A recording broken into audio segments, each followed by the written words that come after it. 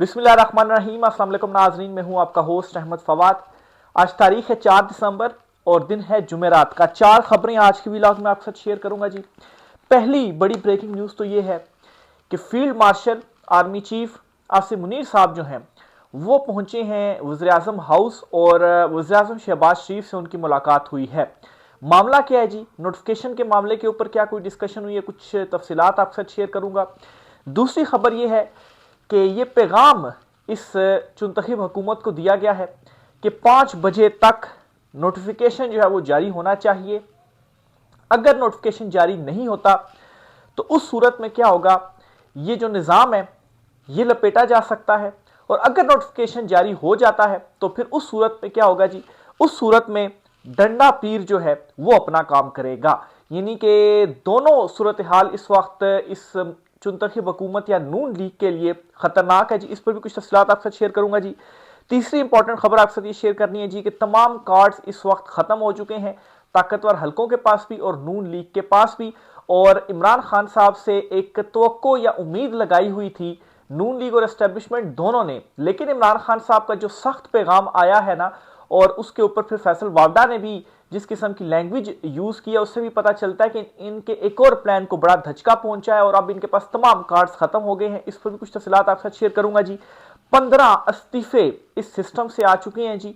और ये बड़ी इंपॉर्टेंट पोजीशंस पर ये जो 15 इस्तीफे हैं जी वो आए हैं। इस पर भी कुछ अहम तरीन तफसीलात हैं जी, वो भी आपके साथ में शेयर करूंगा। और ये जो इस्तीफे हैं, इन इस्तीफों वालों ने कैसे 26वीं और 27वीं तरमीम पर जो है वो उसकी वजह से ये इस्तीफे दिए हैं, इस पर भी कुछ तफसीलात आपसे शेयर करनी है। पहली खबर की जानिब नाज़रीन सबसे पहले बढ़ते हैं जी। और खबर आपके साथ जो माफ कीजिएगा, असल में सर्दियों की वजह से ज़रा थोड़ा सा गला जो है वो ख़राब है। बहरहाल पहली जो खबर आपके साथ शेयर करनी है वो ये है कि 5 बजे का आज 5 बजे का वक्त दिया गया है। अभी जब मैं व्लॉग रिकॉर्ड कर रहा हूं तो पाकिस्तान में दोपहर के 3 बज रहे हैं जब मैं ये व्लॉग रिकॉर्ड कर रहा हूं, या आप अगर शुरू में ये व्लॉग सुन रहे होंगे तो इसका मतलब यह है कि 2 घंटे की जो डेडलाइन है वो इनके पास बच गई है। और ये कहा गया है कि हर सूरत में जी 5 बजे तक जो नोटिफिकेशन है वो जारी होना चाहिए।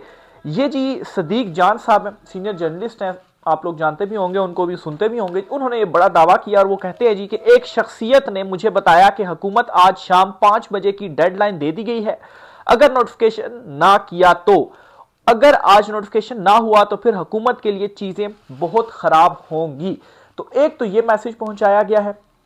ना सिर्फ सदीक जान बल्कि इसके अलावा 2 और जर्नलिस्ट हैं जी, उनका भी और बड़े सीनियर, और उनके हवाले से ख्याल किया जाता है जी कि वो काफी करीब हैं ताकतवर हलकों के, यानी कि वहां पर उठना बैठना और वहां पर क्या चीजें चल रही हैं इनके पास जो है वो होती हैं और फिर वो आगे आकर बयान करते हैं।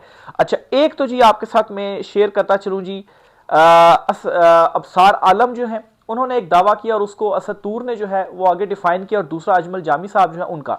पहले तो आते हैं जी, नोटिफिकेशन का मामला बाहमी इत्तफाक़ राय से हल ना हुआ तो हो सकता है ये निज़ाम लपेट दिया जाए।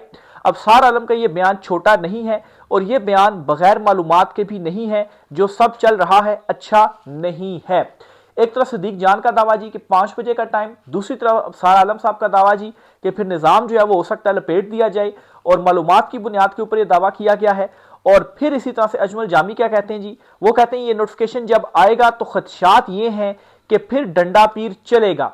यानी कि नोटिफिकेशन नहीं आएगा तो भी इन्होंने मरना है, और नोटिफिकेशन आएगा तो भी इन्होंने मरना है, और तब डंडा पीर चलेगा। इस सिलसिले में कुछ मीडिया हाउसेज हैं जहां जोरों शोर से नए सूबे, बल्दियाती निज़ाम, नई क्यादत, मरूसियत के खिलाफ जिहाद, ये सिस्टम डिलीवर नहीं कर रहा वगैरह।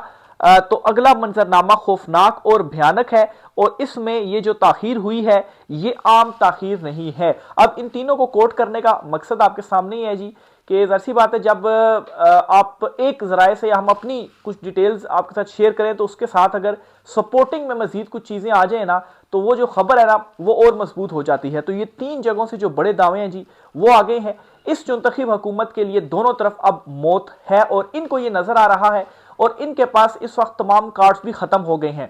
इवन के इमरान खान साहब से जब मुलाकात करवाई गई और फिर उसके बाद उस्मा खान साहबा ने आकर इमरान खान साहब का मैसेज बाहर दिया, और फिर उसके बाद इमरान खान साहब के अकाउंट से जो ट्वीट भी हुई वो अब तक की सबसे सख्त तरीन ट्वीट थी।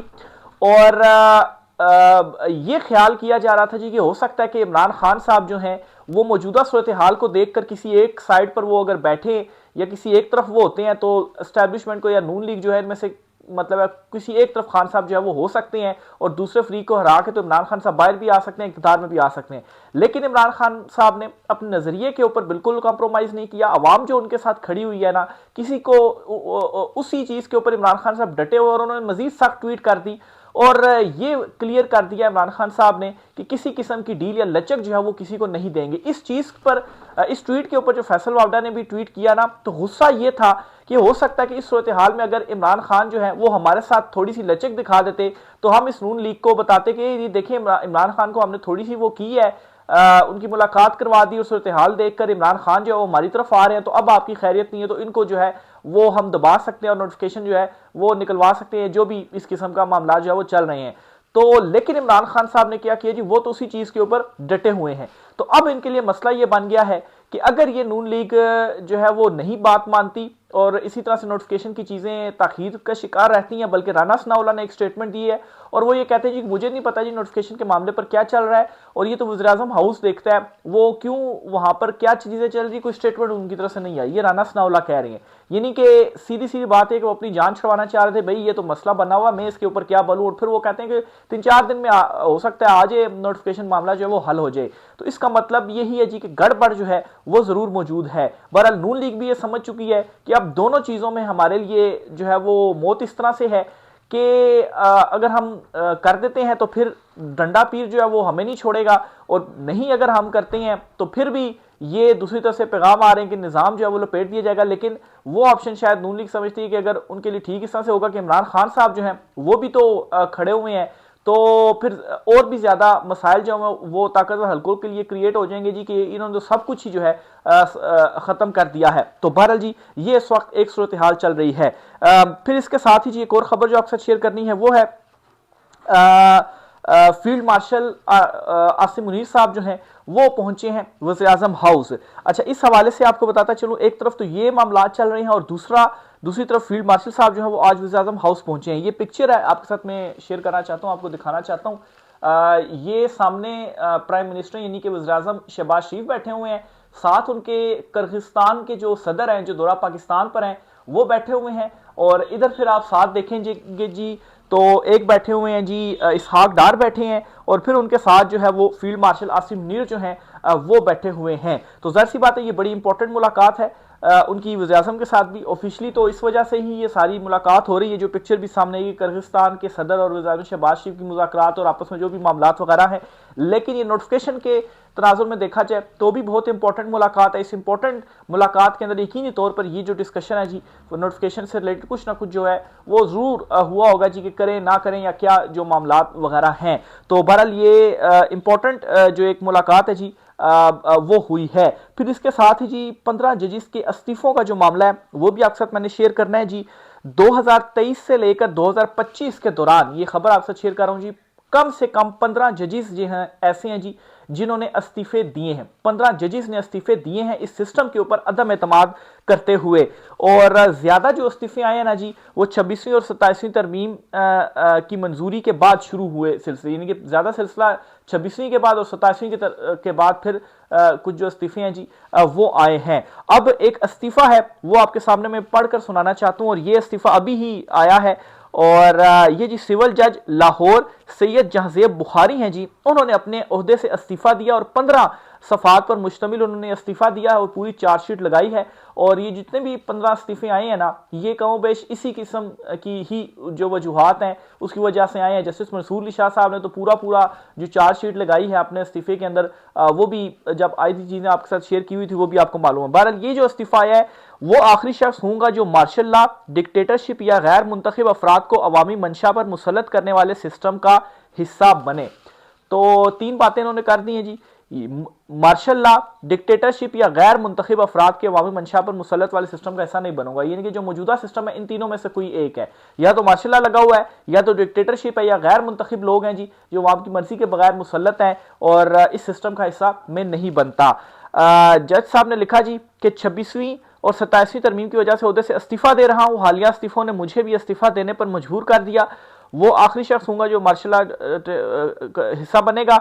अच्छा, बदतरीन जमहूरियत आमरीत से बेहतर है। साथ में वो ये भी इशारा दे गए जी कि इस वक्त आमरीत है, बदतरीन जमहूरियत भी इस वक्त नहीं है बल्कि आमरीत है, तो इस वजह से मैं इस्तीफा जो है वो दे रहा हूं। तो ये बड़े बड़े जो सिस्टम के अंदर से जो इस्तीफे हैं जी वो आ रहे हैं और ये इस्तीफे भी मजीद दबाव बढ़ा रहे हैं। बल्कि जरा ये भी दावा करें कि इमरान खान साहब से जो मुलाकात भी हुई है ना, उस मुलाकात के पीछे भी जो रीजन थी वो दबाव था और आलमी दबाव था। जो सुहेल अफरीदी ने 18 घंटे एहतजाज किया, खबरें, इंटरनेशनल मीडिया, ट्वीट्स वगैरह, सोशल मीडिया, इस दबाव के बाद फिर इमरान खान साहब से जो मुलाकात है जी वो करवाई गई है। मोहम्मद मालिक साहब ने भी एक बड़ा दावा किया, आपसे शेयर करता हूं जी। वो कहते हैं जी कि अगर इमरान खान आजाद होते हैं तो नून लीग की सियासत दफन हो जाएगी। ये असल में डराने की, एक तरह से डरा ही रहे हैं मोहम्मद मालिक साहब इस किस्म की बात कर रहे हैं ना, नून लीग भी और दूसरी तरफ भी। अच्छा, क्योंकि इनके पास ताकत है और इमरान खान के पास खल्के खुदा है। ये इमरान खान की रिहाई नहीं चाहते, इनके पास वोट नहीं है जो मौजूदा सेटअप है, इसके अलावा इनके पास कोई और ऑप्शन नहीं है। एक तरफ तो ये कह रहे हैं जी कि मौजूदा सेटअप के अलावा आपके पास कोई ऑप्शन नहीं है, इमरान खान बाहर आया तो वो आपको छोड़ेगा नहीं, ठीक है। एक तरफ ये डरा रहे हैं, लेकिन अगर इमरान खान जो है वो सख्त ट्वीट ना करते, कुछ एस्टेब्लिशमेंट के हवाले से कुछ जरा नरमी करते, तो फिर इनके ऊपर ज्यादा दबाव डाल दिए तो देखें इमरान खान तो कि उनके साथ मिल जाएगा तो हमें मसला ना पड़े। लेकिन इमरान खान ने इनके तमाम कार्ड ऐसे खत्म कर दिए कि इमरान खान अपने मौकिफ के ऊपर डटे हुए, वो अब किसी को भी डील देने के लिए तैयार नहीं है। तो अब मेरे ख्याल से नून लीग के लिए भी इतनी गुंजाइश जो है वो आ गई है कि बेशक दूसरी तरफ से दबाव तो आ रहा है, लेकिन इमरान खान जो है वो उनके साथ नहीं खड़ा हो रहा। तो इसका मतलब यह कि अगर हम जाएंगे तो फिर ये नहीं होगा कि ये चलते रहेंगे। इमरान खान के साथ अवामी सपोर्ट है तो लगे हाथों हो सकता है कि हमारी भी कोई वापसी का जो रास्ता है जी वो निकल आए। अगर हम वही लाइन जो इमरान खान ने अडॉप्ट की हुई है वो लाइन जो है वो अडॉप्ट कर लेते हैं, या हम भी जो है वो अपनी हुकूमत इसी तरह से जोर जबरदस्ती से हटवा कर तो शहीदों में अपना जो नाम है जी वो लिखवा ले, तो इस किस्म की एक जो चांस है जी वो बन रहा है मुस्लिम लीग नून के लिए। बहरहाल देखें वो क्या करती है। उनको ये तो मतलब डराया तो जा रहा है इमरान खान साहब से, लेकिन मैं ये समझता हूँ जी कि उनके पास भी एक ये आखिरी मौका है, क्योंकि फॉर्म 47 के ऊपर जो है वो अब फॉर्म 47 के ऊपर भी नहीं आ पाएंगे। जो कुछ इन्होंने कर दिया है, जो नोटिफिकेशन का मामला ताखीर का शिकार हुआ है, जो कुछ भी हो रहा है इस मामले में, और अब जो कुछ सीनियर जर्नलिस्ट खासतौर पर जो एस्टेब्लिशमेंट के करीबी ख्याल किए जाते हैं उन हलकों में उठते बैठते हैं, ऐसी बातें चीज़ें फिर होती हैं तो शेयर भी करते रहते हैं। जो चीज़ें आ गई हैं तो डंडा पीर जो है वो फिर इनके ऊपर चलेगा। तो बहरहाल देखें ये इस हवाले से क्या जो फैसला है जी वो करते हैं। इसके साथ ही जी एक और मैं देख लूँ और भी कुछ चीज़ें हैं तो आपके साथ शेयर कर देता हूँ जी। तो ये जी आज की कुछ अहम तरीन तफसीलात थी। इसके अलावा एक और ख़बर भी है जी कि 44 अमरीकी कांग्रेसमैन जो है उन्होंने सेक्रेटरी मार्को रूबियो को ख़त लिख दिया है। अच्छा, एक और भी चीज़ आपने नोट की होगी कि ट्रंप जो हैं सदर, अमरीकी सदर ट्रंप, वो बड़ी तारीफ़ें वगैरह जो है वो कर रहे थे, लेकिन अचानक से वो तारीफ़ों का जो सिलसिला था वो बंद हो गया हुआ है। अब इसके पीछे भी बड़ा अगर आप सोचें तो क्या वजह हुई है कि तारीफों का जो सिलसिला है वो बंद क्यों हो गया? क्या कोई डूम और का तो मुतालबा नहीं आ रहा कि ये भी करें वो करें और वो कुछ हो नहीं रहा? और फिर ऊपर से अब खबर ये भी आ रही है कि 44 अमरीकी कांग्रेसमैन ने सेक्रेटरी मार्को रूबियो को खत लिखा है जी। पाकिस्तान में गैर जमहूरी कुव्वतों के बढ़ते किरदार के खिलाफ कार्रवाई का मुतालबा किया गया है। तो अमरीका से जो कार्रवाई के मुतालबे हैं जी वो भी आ रहे हैं गैर जमहूरी कुव्वतों की जानिब से। तो बहरहाल देखें वहां से अब मजीद क्या रद्द-ए-अमल आ रहा है जी। ये जो महीना है ना दिसंबर का, ये वाकई सितमगर महीना है और इसमें वाकई बहुत कुछ बड़ा होने जा रहा है। सुहेल अफरीदी ने आज इमरान खान साहब से मुलाकात भी करनी है, वो अडयाला जेल के बाहर पहुंच रहे हैं, अभी की डिटेल्स तो यही हैं। लेकिन फिर दूसरी तरफ ये भी कहा जा रहा है कि उनकी मुलाकात इमरान खान साहब से नहीं करवाई जाएगी, खास तौर पर जो लास्ट मुलाकात हुई थी और उसके बाद जो खान साहब का ट्वीट आया था। तो देखें उसके ऊपर सुहेल अफरीदी क्या रद्द-ए-अमल देते हैं जी। नेक्स्ट व्लॉग में इंशाल्लाह इस पर भी चीज़ें डिस्कस करेंगे, आपके साथ शेयर करते रहेंगे। तफसीलात वगैरह राय का कीजिएगा। आज की व्लॉग से इतना ही, इजाज़त दीजिए, अल्लाह हाफिज़।